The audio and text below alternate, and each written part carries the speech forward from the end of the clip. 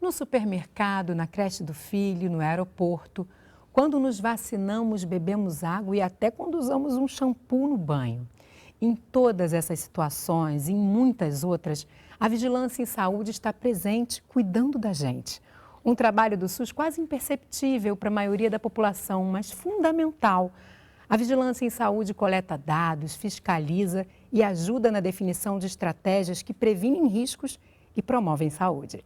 E é justamente por ter uma atuação tão ampla que ela está dividida em 4 áreas principais. Hoje a gente mostra quais são e explica como todos nós podemos contribuir para o trabalho delas. Este assunto tem ou não tem tudo a ver com a sua saúde, hein? Claro que tem, né? Então continue ligado na gente.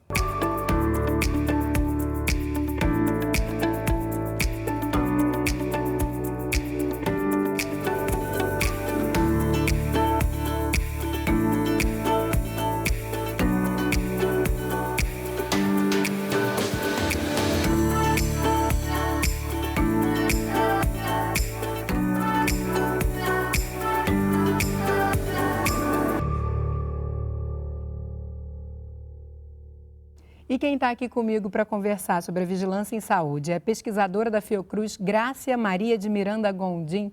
Tudo bem, Grácia? Oi, Marcela, tudo bem? Obrigada por estar aqui hoje para nos ajudar a trazer esse assunto tão importante, né, que está tão presente na vida de cada um de nós, mas que as pessoas conhecem tão pouco sobre ele.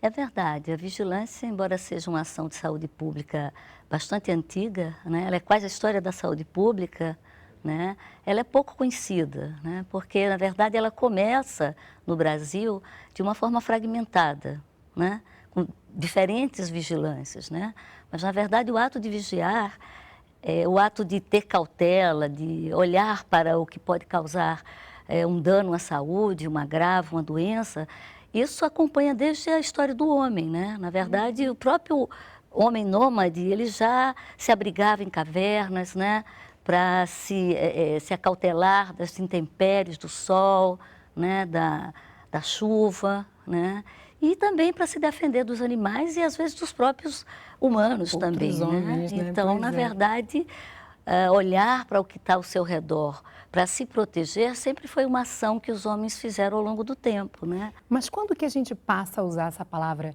vigilância dentro da saúde pública? É justamente, você falou que vem ali quase que da origem da Com própria certeza. saúde pública.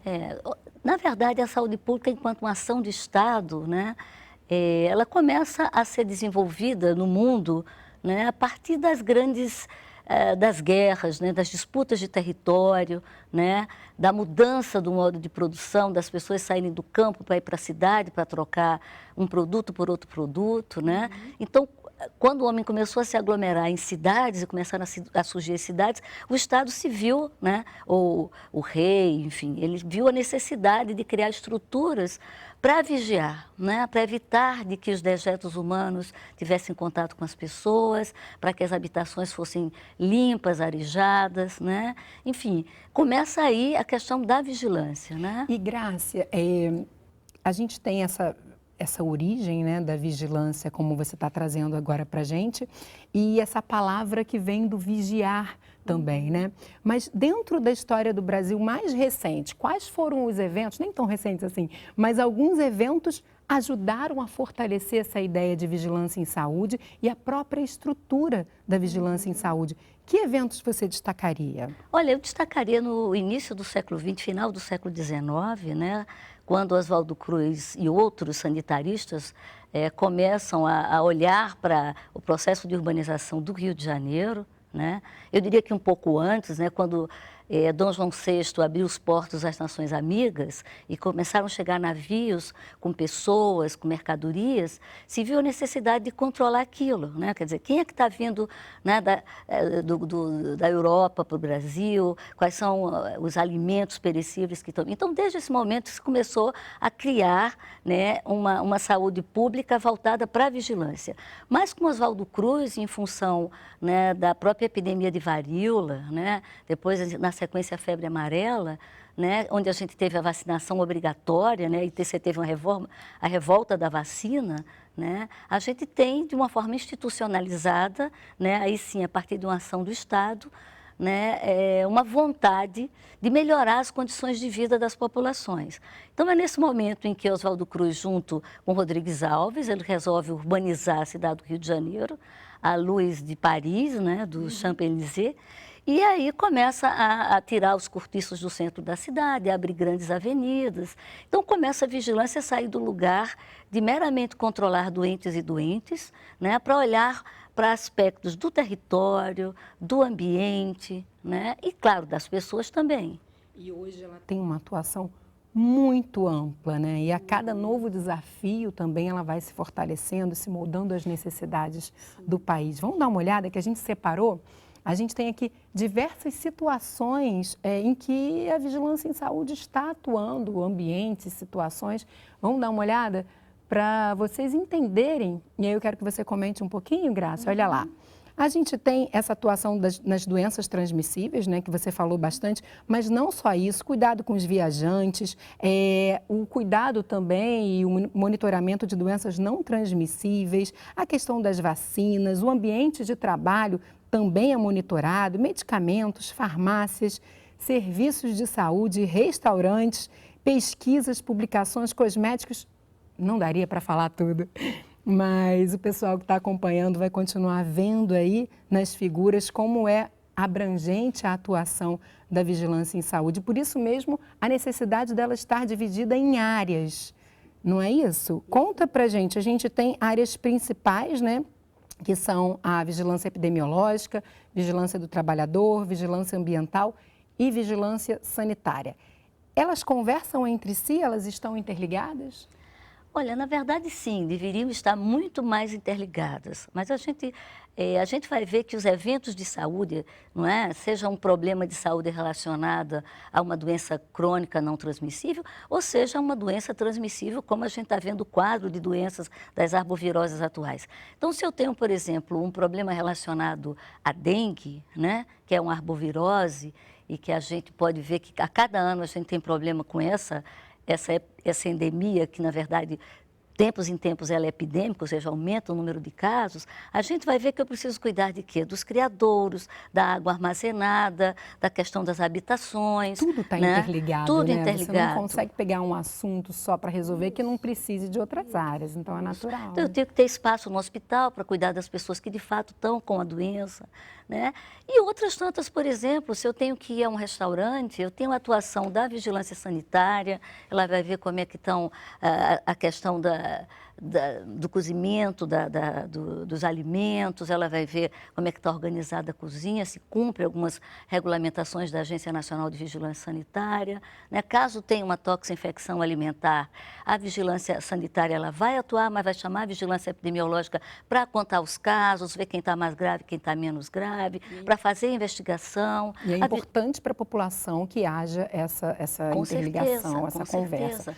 Graça, eu vou aproveitar o gancho, porque você falou de vigilância sanitária e é a primeira das áreas que a gente vai esmiuçar um pouquinho e eu vou trazer uma matéria que o nosso repórter Eduardo Costa fez para ilustrar um pouco de como que é o dia a dia, a atividade da vigilância sanitária do município de Mendes, aqui no Rio de Janeiro. Vamos ver. Mendes está localizada na região sul do estado do Rio de Janeiro. A vigilância sanitária daqui conta com uma equipe de 4 profissionais para realizar os trabalhos de inspeção. E a gente veio aqui acompanhar um dia do trabalho deles. A gente está indo para onde, Laura? Nós vamos fazer uma inspeção de rotina em um mercado e depois nós vamos em um restaurante fazer uma orientação a pedido do cliente. Vamos lá? Vamos sim.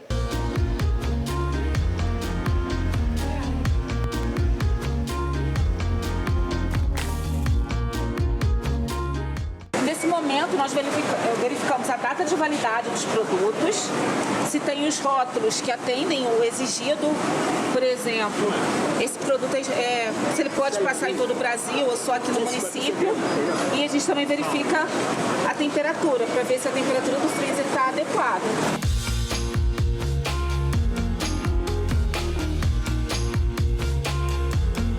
Caso o produto não esteja nos padrões, o que acontece? A gente comunica o dono do estabelecimento para fazer a retirada do produto da gôndola e após a retirada isso não penaliza ele. Caso ele não retire o produto da gôndola, aí existem algumas penalidades que são feitas pela Vigilância Sanitária referente ao produto vencido.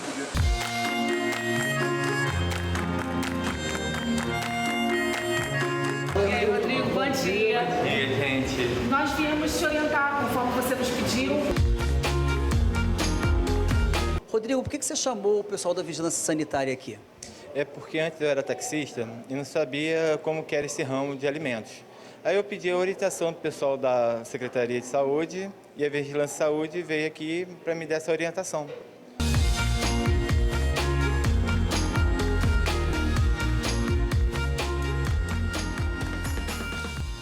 Bacana, né? Muito legal. Eu acho que dentro da vigilância em saúde, a atuação da vigilância sanitária talvez seja a que é um pouquinho mais conhecida da população, né?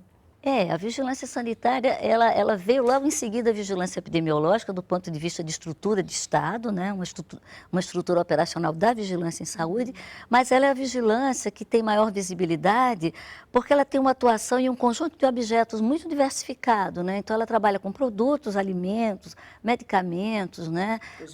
Cosméticos, portos, aeroportos e fronteira, serviços de interesse da saúde, inclusive serviços de saúde, mas ela vai lá no cabeleireiro, ela vai na loja que faz tatuagem, né? Então ela tem uma atuação muito ampla em vários setores, né? E ela consegue chegar muito próximo da população. É claro que em algum momento, há uns 10 anos atrás, ela tinha um caráter muito punitivo, a vigilância sanitária. Hoje ela tem um caráter muito mais educativo, muito mais de diálogo com o cidadão, muito mais de que ele entenda que ela está lutando pelo interesse da população, né? A favor da nossa saúde, né? Quando a gente olha e ouve você falando de tudo isso que a vigilância sanitária faz, em algum momento a gente pode pensar, ufa, ainda bem que existe alguém fazendo isso, né? Porque eu não tinha me dado conta, de repente, de que deveria haver alguém cuidando dessa parte, porque é muito importante, né? O que a gente viu na matéria e tudo isso que está sendo trazido. E o cidadão pode contribuir também, né, Graça? Claro, claro. Seria impossível a vigilância sanitária, como estrutura de Estado, dar conta dos serviços que a cada dia, produtos que entram, na velocidade dos produtos que entram em circulação, que são comercializados, seja alimentos, seja, enfim, produtos, próteses, qualquer produto que chegue, né? O importante é que ele tenha esse aliado com a população precisa entender que ela também faz a parte dela. A gente também é um vigilante. A gente né? também é um vigilante. Então, a ação educativa da vigilância é um pouco para ela fazer essa interlocução, né? Essa sinergia com as pessoas, ou seja, um diálogo que, ao mesmo tempo que ela desenvolve a ação dela como estrutura de Estado, né? E a vigilância tem uma singularidade, ela tem o poder de polícia, assim como foi visto no vídeo, ela vai esclarecer ao comerciante o que ele tem que fazer, se ele não fizer, certamente ele vai apreender o produto, em alguns casos ele fecha o estabelecimento, né? Então ela é a única vigilância que tem poder de polícia. É claro que o cidadão também tem esse poder como cidadão de chegar lá, chamar a polícia para aquilo que não está de acordo para o seu consumo, né? Então a vigilância, ela vem crescendo, a vigilância sanitária, do ponto de vista dessa interlocução amigável, né, tanto com a população como com o setor regulado, né? E tem um canal de comunicação para o cidadão, inclusive para fazer denúncias, né? Porque, olha, fui no mercado e tinha um produto ali que estava fora dos padrões, ou estava fora da validade, ou um produto de cabelo, enfim, o que ele puder ajudar nessa vigilância e nessa denúncia, é bem-vindo, né, Graça? Super bem-vindo, super bem-vindo. Eu vou fazer um rápido intervalo, mas a gente volta daqui a pouquinho para tratar das outras áreas, a vigilância epidemiológica, a ambiental e a da saúde do trabalhador. Então não sai daí que o assunto é interessante e importante.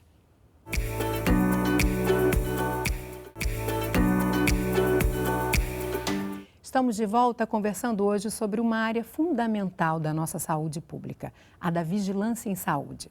E quem está aqui para explicar sobre o assunto é a pesquisadora em saúde pública da Fiocruz, Grácia Maria de Miranda Gondim.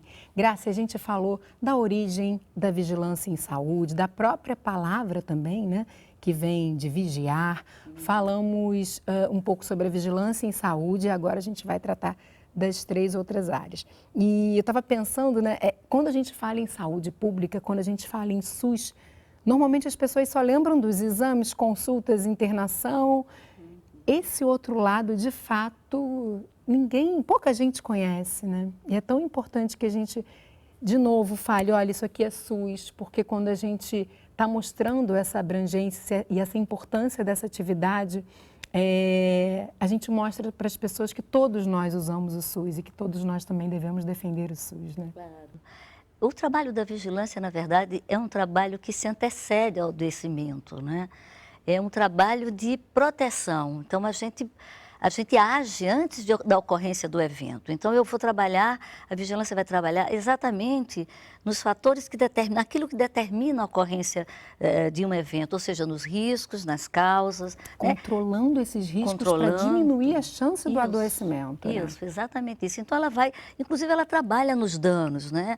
Porque você tem ações de vigilância que você vai estar fazendo quando a pessoa está fazendo uma reabilitação, né? Ou ela tem uma sequela de um determinado problema de saúde. Então, a vigilância, ela é essa ação de saúde pública fundamental que tem uma certa invisibilidade, mas que está no cotidiano da vida das pessoas. Muito presente, né? Muito presente. Eu vou trazer agora a vigilância epidemiológica, mas eu quero trazer, gente, mostrando algumas manchetes que a gente destacou. Vamos dar uma olhada? Olha lá, a gente tem ali sobre microcefalia, triplicando casos de dengue, tem manchete sobre Zika vírus, sarampo, várias doenças. E eu quero que você comente para a gente, Grácia, o que essas manchetes têm em comum e como é que a gente pode destacar a atuação da vigilância epidemiológica relacionando ela a essas manchetes, né? Qual o papel delas aí para que a gente tenha descoberto tudo isso? Eu acho que quando a gente coloca manchetes, por exemplo, de sarampo, né, de dengue, de zika, né, a gente está falando de um conjunto de doenças transmissíveis. Febre amarela, importantes, né, algumas que a gente conseguiu controlar por muito tempo e que agora a gente começa a perder o controle, não só no Brasil, mas tem algumas doenças que são de interesse internacional, que são, quer dizer, que estão são do interesse do Regulamento Sanitário Internacional, né, que é um regulamento que os países eles são filiados a esse regulamento. Esse regulamento, na verdade, ele está na Anvisa, na Agência Nacional de Vigilância Sanitária, mas ele é um regulamento que lida com as questões da vigilância epidemiológica também. Ou seja, são alertas, né, que se faz aos países no sentido de que eles consigam evitar que essas doenças sejam propagadas, né? Principalmente quando você tem um fluxo muito grande de pessoas, né? E aí a gente pode... Por que a gente está tão preocupado com o coronavírus agora? Não é porque ela é tão mais importante do que a dengue. Hoje a gente tem muito mais casos de dengue e é uma preocupação muito grande do ponto de vista da saúde pública da dengue, né? Que está no cotidiano da vida das pessoas, que está junto das pessoas que não têm água todos os dias, que tem que estocar água, que tem condições insalubres de vida, né? Então a gente está preocupado com isso. Por que a gente agora está olhando para o coronavírus? Primeiro porque já tem um alerta internacional, porque está ocorrendo na China, né? Ela tem um período de incubação muito grande, de 40 dias. É provável que os assintomáticos possam transmitir, então é importante que a gente fique atento para isso. Então, essa é uma questão importante quando eu estou falando da vigilância epidemiológica. Ela está analisando, essa é uma doença desconhecida que a gente não conhecia tanto, não é? Então, a gente precisa estudar para a gente poder o quê? Estabelecer medidas de prevenção e controle. E ela dá o alerta, né? Eu acho interessante quando a gente traz, por exemplo, o sarampo, quando teve aquele retorno, aquele boom, né? Um aumento repentino. Você, por ser uma doença que você precisa notificar, é o caso do sarampo, né? São doenças de notificação compulsória. Exatamente, ou seja, se você chega com sarampo num posto de saúde, ele vai precisar, o responsável ali, fazer a notificação e esses dados chegam à vigilância epidemiológica que dá esse tipo de alerta que vira manchete.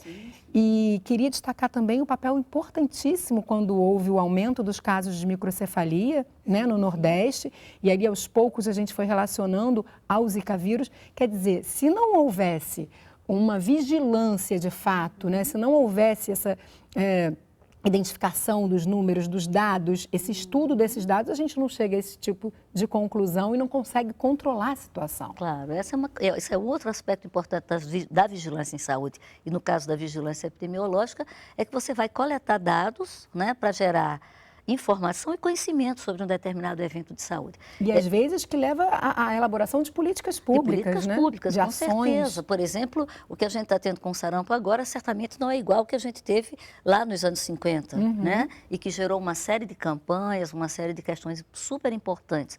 Mas, de qualquer maneira, a gente está vendo o comportamento dessa doença, né? Como é que ele está? Está muito mais para o sul, tem alguns casos que chegaram na Bahia. Então, a gente precisa acompanhar isso, ou seja, gerar informação a partir da coleta sistemática e da observação sistemática desses casos e dessas informações. E né? nessa área também, quando a gente fala de vigilância epidemiológica, também o cidadão pode ser um vigilante. Quero que você explique como. Claro, né? Como são doenças de notificação compulsória, às vezes a gente tem uma febre, algumas dessas doenças, aliás, essas todas que nós falamos, elas são febris, né? Tem alguns sinais e sintomas que são divulgados, então a gente precisa estar atento, elas são muito parecidas, né? No caso da Zika, que você falou da microcefalia, o grande problema da Zika foi a associação com a microcefalia, embora exista microcefalia sem a existência, sem a relação com a Zika, e tem pessoas que têm Zika, mulheres grávidas que não têm, a criança não tem microcefalia, mas foi uma importante associação que a gente conseguiu estudar, ainda estamos estudando. Agora, o que é importante para o cidadão é que, como são doenças de notificação compulsória, ele pode chegar e ir até o centro de saúde e notificar. Ele deve, né, Ele Graça? deve. Vamos passar para a vigilância de saúde do trabalhador? Muita gente não sabe, mas no ambiente de trabalho também a vigilância, então, está atuando. De que forma, Grácia? Olha, a saúde do trabalhador é uma ação, também a gente já pensava nela lá na Revolução Industrial, lá na Inglaterra, quando começou essa coisa, já começou a se pensar assim, olha, temos que cuidar da saúde do trabalhador na fábrica, né? Claro que em função de que ele não parasse a produção, né?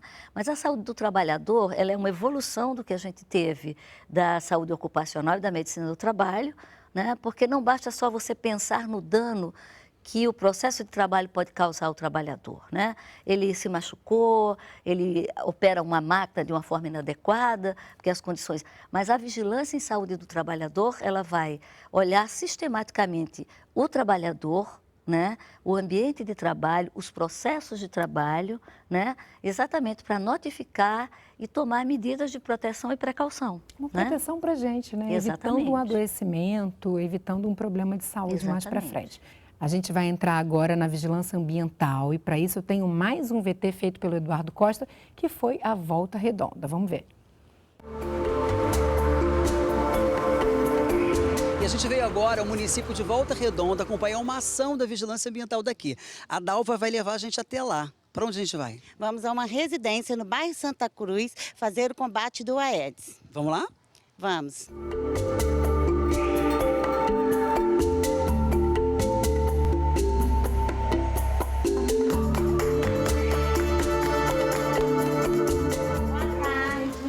Meu nome é Dalva, do controle da dengue, e o da senhora?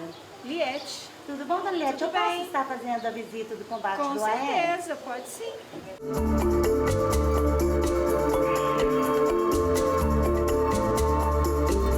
Olha, dona Liette, pratinhos.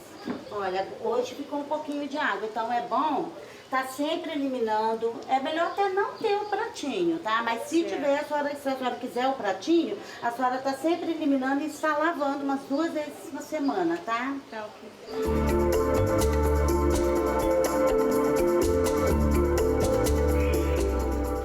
Então, dona Eliette, é muito importante estar fazendo a limpeza, mesmo a piscina não estando cheia, porque acumula a água da chuva. Então, choveu, tem que estar sempre usando o cloro e secando a piscina, tá? Senão dá a larva do Aedes.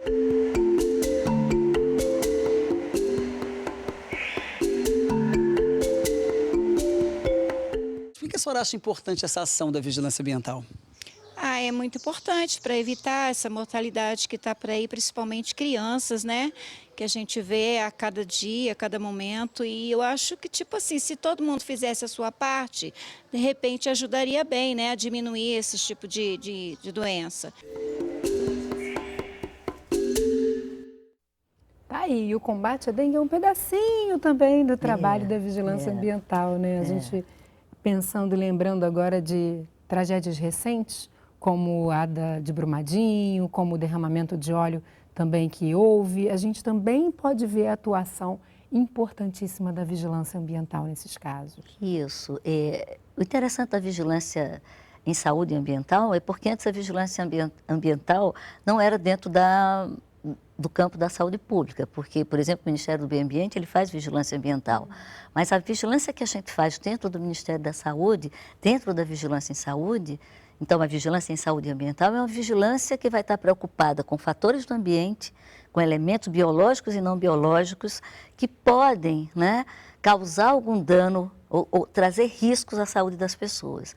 Então, tanto a ação junto, né, a esse superpoderoso mosquito, Aedes aegypti, não é?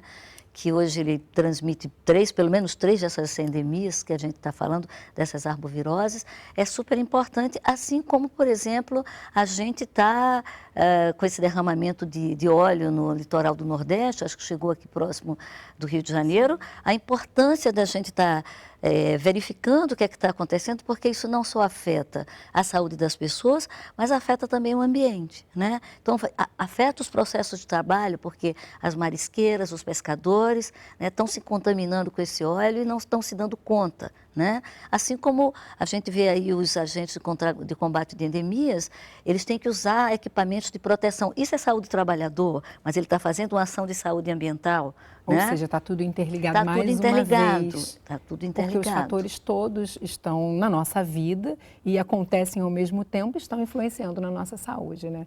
Daí a importância de você ter uma atuação tão abrangente que tente controlar ao máximo os riscos desse adoecimento, sempre protegendo a nossa saúde. A gente chegou ao finalzinho, você quer acrescentar mais alguma coisa? Quer finalizar falando dessa importância que a gente já veio falando ao longo do programa, mas o que você destacaria brevemente, Amás? Eu destacaria que a vigilância, para além de ser uma ação de saúde pública, ela é uma proposta de mudança de modelo de atenção.